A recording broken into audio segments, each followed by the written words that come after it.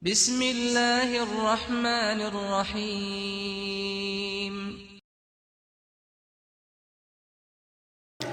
إن الحمد لله نحمده ونستعينه ونستغفره ونعوذ بالله من شرور أنفسنا ومن سيئات أعمالنا من يهده الله فلا مضل له ومن يضلله فلا هادي له أشهد أن لا إله إلا الله وحده لا شريك له وأشهد أن محمدا عبده ورسوله لا نبي ولا رسول بعده اللهم صل وسلم على نبينا محمد وعلى آله وصحبه أجمعين أما بعد فيا عباد الله إني أوصيكم بنفسي وإياي بتقوى الله وطاعته فقد فاز المؤمن المتقون حيث قال الله تعالى في كتابه الكريم أعوذ بالله من الشيطان الرجيم يا أيها الذين آمنوا اتقوا الله حق تقاته ولا تموتن إلا وأنتم مسلمون وقال يا أيها الذين آمنوا اتقوا الله وقولوا قولا سديدا يصلح لكم أعمالكم ويغفر لكم ذنوبكم ومن يطع الله ورسوله فقد فاز فوزا عظيما.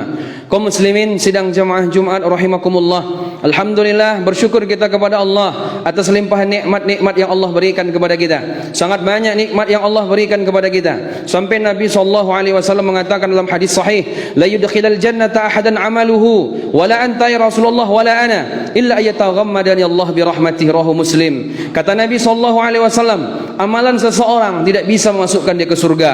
Ketika itu para sahabat bertanya, apakah engkau seperti juga ya Rasulullah? Iya, akan tetapi Allah memberikan rahmat kepadaku sehingga aku masuk surga karena rahmat Allah. Para ulama menjelaskan, itu menjelaskan betapa besarnya nikmat Allah kepada kita daripada amal soleh kita kalau ikhlas pun karena Allah yang kita hadapkan kepada Allah Subhanahu wa taala. Sehingga ulama tafsir mengatakan, kita masuk surga bukan karena amal, karena rahmat Allah. Tapi kalau ada yang masuk neraka itu karena amal dia. Kaum muslimin sidang jamaah Jumat rahimakumullah, Allah berikan kepada kita nikmat kesehatan, Allah berikan nikmat kelapangan kepada kita, Allah berikan nikmat harta, kita bisa berjumpa dengan keluarga, bisa bertatap muka dengan mereka. Maka kaum muslimin yang dimuliakan Allah, dari sekian nikmat-nikmat itu ada nikmat yang paling besar Allah berikan, yang Allah tidak sembarang berikan kepada orang. Meskipun dia seorang anak dari seorang nabi, Allah tidak berikan kepada anak Nabi Nuh Kan'an nikmat itu. Allah tidak berikan kepada ayah Nabi Ibrahim Azar, yaitu nikmat iman dan Islam. Maka tidak ada kata yang lebih pantas diucapkan di awal khutbah kecuali alhamdulillahi rabbil alamin.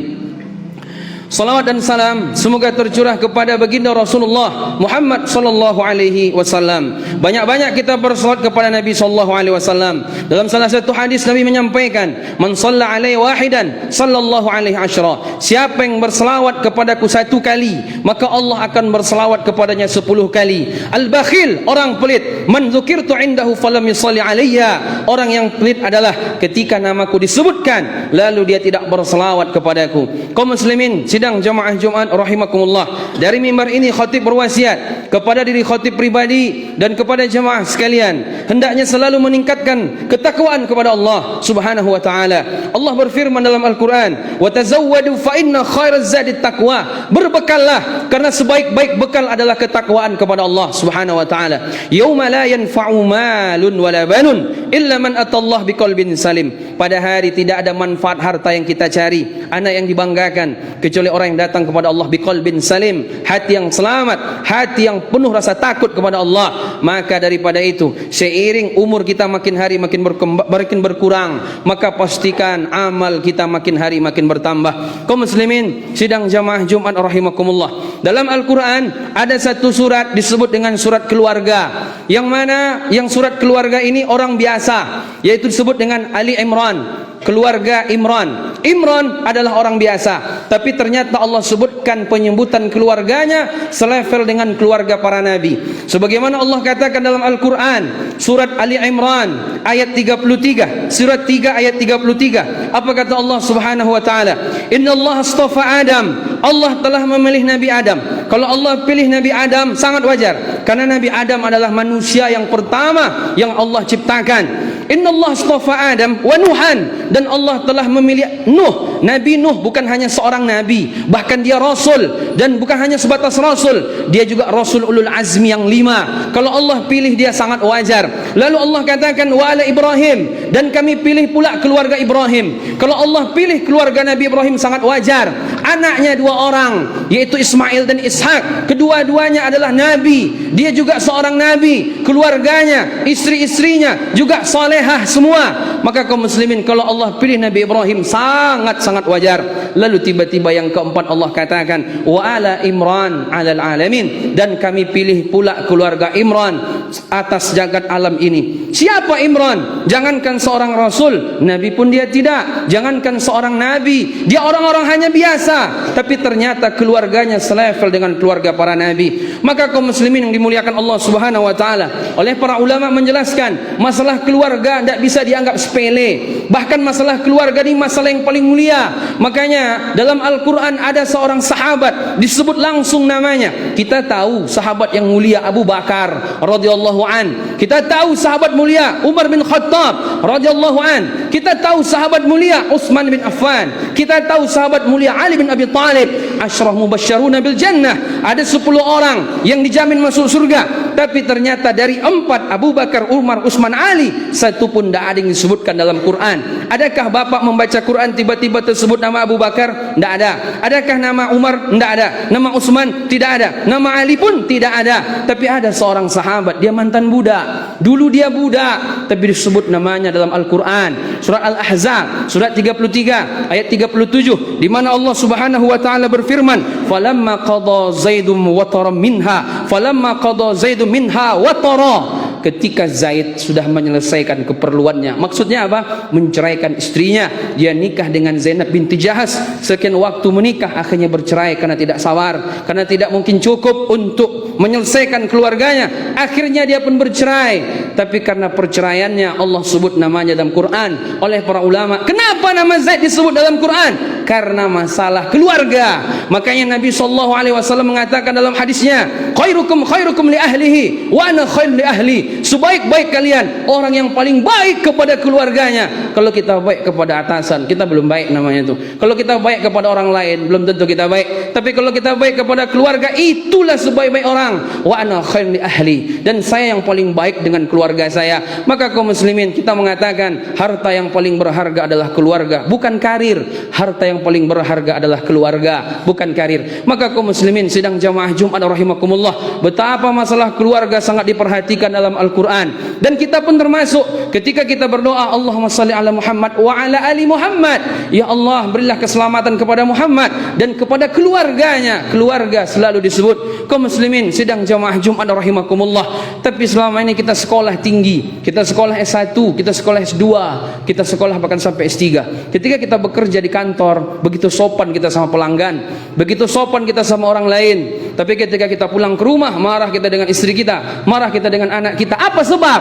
Karena kata para ulama pendidikan, soalnya kecerdasan kita dilatih untuk kerja, jadi buruh, bukan untuk baik kepada keluarga kita. Maka kaum muslimin, sehingga kata Nabi SAW, man tazawwaja faqad istakmala nisfad din falyattaqillaha fimal baqi. Kata Nabi, siapa yang sudah berkeluarga, siapa yang sudah menikah, maka sudah sempurna separuh agamanya, separuhnya lagi sama yang lain, salatnya, ibadahnya, umrohnya, hajinya. Karena apa? Karena separuh umur kita bahkan lebih kita habiskan dengan pasangan kita. Kaum muslimin sidang jamaah Jumat rahimakumullah, untuk masalah keluarga ini, maka Allah mengingatkan dalam Quran, ya ayyuhalladzina amanu, wahai orang-orang beriman, qu anfusakum wa ahlikum nara, jagalah dirimu dan keluargamu dari api neraka. Kita disuruh untuk menjaga keluarga kita dari apa? Dari api neraka. Allah tidak pernah mengingatkan kita, jaga dirimu, keluargamu jangan sampai miskin. Tidak ada ayat begitu. Jaga dirimu, keluargamu jangan sampai nggak punya pekerjaan, jangan sampai nggak punya berpenghasilan tetap. Tidak pernah ada. Makanya Nabi Ya'qub alaihissalam dalam surah Al-Baqarah ayat surat 2 ayat 133, Allah mengatakan, idh hadara Ya'qub al-maut idh qala li banihi ma ta'buduna min ba'di. Ketika Nabi Ya'qub kematian datang kepadanya, lalu dia bertanya kepada anak-anaknya menjelang dia mati, pas dia mau sakaratul maut, ma ta'buduna min ba'di, apa yang kalian sembah setelah ayah mati? Yang ditanya iman anaknya, yang dia takutkan jangan sampai anaknya murtad, yang dia takutkan jangan sampai keluarganya masuk neraka. Tidak ada ditanyanya ma ta'kuluna min ba'di, apa yang kalian makan setelah ayah mati. Tidak pernah ada. Berbeda dengan orang tua sekarang, dia takut bagaimana ekonomi anaknya, tapi nggak pernah takut bagaimana anaknya masuk neraka. Kaum muslimin, sidang jamaah Jumat rahimakumullah, dalam Al-Quran Allah jelaskan yang namanya keluarga kita, istri kita dan anak kita itu minimal. Dalam Quran Allah katakan, dalam Al-Quran Allah katakan surat Ali Imran surat 3 ayat 14, apa kata Allah? Zuyyina lin-nasi hubbus syahwat minan nisa' wal banin, dibuat indah kepada pandangan manusia kepada istri dan anak-anak. Dalam Quran Allah katakan anak dan istri adalah perhiasan, zinah. Orang kalau tidak ada istri ada yang kurang, orang kalau belum punya anak ada yang kurang. Kenapa?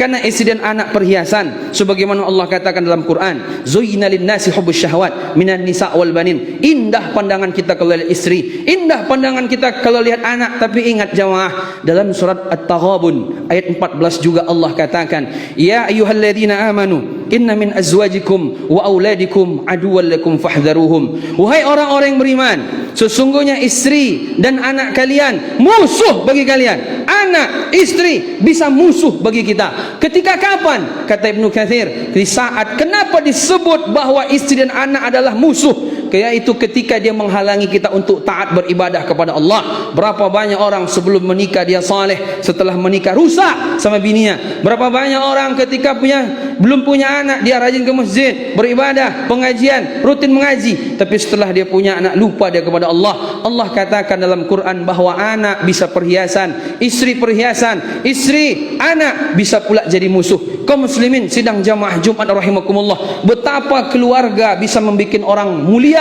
tapi betapa keluarga bisa menghancurkan orang di hadapan Allah Subhanahu wa taala. Dalam salah satu hadis Nabi sallallahu alaihi wasallam menyampaikan, salasatun qad harramallahu alaihimul jannata, ada 3 orang yang Allah sudah haramkan bagi mereka, Allah haramkan bagi mereka masuk surga. Salasatun qad harramallahu alaihimul jannata, ada 3 orang yang Allah haramkan mereka masuk surga. Yang pertama kata Nabi, mudminul khamri, yaitu orang yang sering minum tua, sering minum kamput, sering minum khamar. Yang kedua, al-aquli walidayhi, yaitu anak yang durhaka kepada orang tua.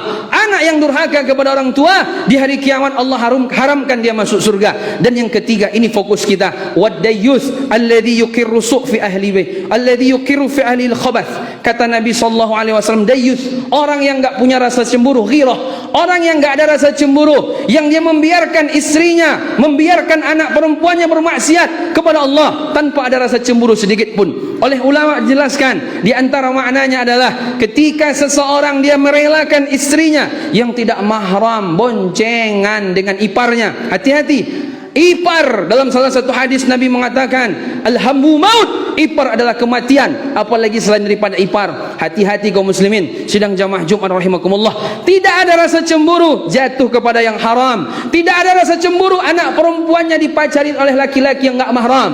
Kaum muslimin sidang jamaah Jumat rahimakumullah, dia membiarkan istrinya bermaksiat, membiarkan anak perempuannya bermaksiat. Dalam salah satu hadis Nabi sallallahu alaihi wasallam pernah menyampaikan, sinfani min ahli nar lam arahuma, ada 2 golongan yang dia ahli neraka, saya belum pernah melihat mereka. Sinfan, ada 2 golongan, min ahli nar, mereka ahli neraka, lam arahuma, saya belum pernah lihat mereka. Zaman Nabi belum nampak lagi, tapi di akhir zaman akan ada di zaman kita. Yang pertama kata Nabi sallallahu alaihi wasallam, wa ma'ahum siyad ka'adnabil baqar yadribuna bihan nas, yaitu satu kaum yang mereka pergi kian kemari membawa ekor sapi memukul rakyatnya. Oleh para ulama ditafsirkan, orang yang punya kekuatan menzalimi umat, menzalimi masyarakat. Ini yang pertama kata Nabi, saya belum pernah lihat, tapi mereka ahli neraka di hari kiamat. Kemudian yang kedua kata Nabi sallallahu alaihi wasallam, kasiyatun ariyatun ma'ilatun mumilat, ru'usuhunna kasdi bukhtil ma'ilah la yadkhulnal jannata wa la yajidna rihaha, yaitu perempuan berpakaian tapi hakikatnya telanjang, berpakaian tapi hakikatnya telanjang, mereka tidak akan masuk surga, bahkan tidak mendapatkan bau surga kelak nanti di hari kiamat. Oleh para ulama jelaskan ada 3 ciri-cirinya kaum muslimin. Yang pertama, perempuan, istri kita kah, anak perempuan kita kah, berpakaian tapi pakaiannya ketat. Kalau ternyata bapak punya anak perempuan yang sudah balik, sudah haid, atau kita punya istri pakaian ketat, keluar rumah nampak sama orang, neraka, kita sebagai dayus masuk juga ke neraka. Yang pertama, perempuan yang berpakaian ketat. Yang kedua, oleh para ulama jelaskan maknanya kasiyatun ariyatun ma'ilatun mumilat itu, yaitu perempuan berpakaian tapi pakaiannya transparan. adakah anak perempuan kita berpakaian transparan keluar rumah? Di saat pernikahan, kita nikahkan anak perempuan kita dengan laki-laki, lalu pakaian pernikahannya transparankah? Dilihat sama ratusan orang, dilihat sama ribuan orang, dosa, dia dosa, kita pun dapat dosa, laknat dari Allah datang kepada kita. Kemudian yang ketiga, kata para ulama, mereka berpakaian tapi telanjang, maknanya adalah yaitu mereka berpakaian tapi tidak menutupi aurat. Lah, perempuan semua aurat kecuali wajah dan telapak tangan. Ketika bapak punya anak perempuan pakai baju segini, keluar rumah pagi-pagi beli lontong untuk di rumah, dosa besar. Membiarkan anak perempuannya masuk neraka dan dia masuk kategori dayus. Kaum muslimin sidang jamaah Jumat rahimakumullah, kita berharap kalau bisa dosa yang masa lalu terampuni, dan kita di akhir-akhir sisa hidup kita 5 tahun mungkin, 10 tahun mungkin, 20 tahun mungkin, apalagi yang sudah tua umurnya sudah mendekati 60 tahun.